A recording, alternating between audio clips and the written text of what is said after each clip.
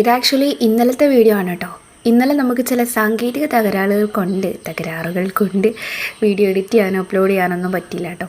അപ്പോൾ ഇന്ന് രാവിലെ നമ്മൾ ബ്രേക്ക്ഫാസ്റ്റ് ഉണ്ടാക്കാൻ വേണ്ടിയിട്ടുള്ള കറി സോയാബീനാണ്. പിന്നെ മക്കൾക്ക് കൊടുത്തു വിടാനും വേണ്ടിയിട്ടും അതാണ് കേട്ടോ. അതവർക്ക് ഭയങ്കര ഇഷ്ടം. അപ്പോൾ ആദ്യം തന്നെ സോയാബീൻ അത്യാവശ്യം നന്നായിട്ട് വെള്ളം ഒഴിച്ചിട്ട് ഞാൻ കുതിർത്താൻ വേണ്ടി വെച്ചിട്ടുണ്ടായിരുന്നു കേട്ടോ.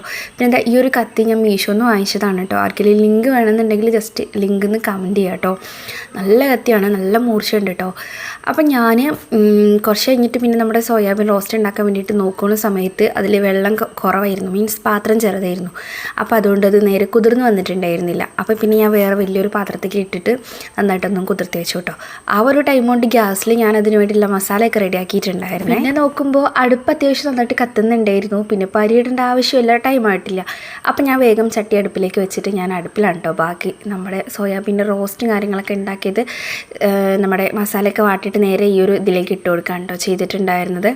സോയാബീൻ ജസ്റ്റ് ഇങ്ങനെ എണ്ണയിലൊന്ന് ഷാലോ ഫ്രൈ ചെയ്തെടുക്കുമല്ലോ, അതിനുശേഷം പിന്നെ ആ ഒരു മസാല ഇതിലേക്ക് ഇട്ട് മിക്സ് ചെയ്യാൻ കേട്ടോ ചെയ്തത്. പിന്നെ ഇതാ ചായയൊക്കെ ഉണ്ടാക്കി. പിന്നെ ഇന്ന് കലക്കിദോശയാണ്. കലക്കിദോശ നമ്മുടെ ഒരു എന്താ പറയുക ആസ്ഥാന ഭക്ഷണമാണ് എന്നൊക്കെ പറയുമല്ലോ, അതേപോലെയാണ് കേട്ടോ. ഒന്നാമത് എളുപ്പമാണ്, പിന്നെ കുട്ടികൾക്കൊക്കെ ഭയങ്കര ഇഷ്ടമാണ്, അതുകൊണ്ട് അത് ഇടയ്ക്കിടയ്ക്ക് ഉണ്ടാക്കാറുണ്ട്. പിന്നെ ഇതാ ഒരു ലോഡ് പാത്രങ്ങളുണ്ടായിരുന്നു, അതൊക്കെ ഒന്ന് വേഗം ഷടപടേന്ന് ഒന്ന് കഴുകി വൃത്തിയാക്കി എടുത്തു കേട്ടോ.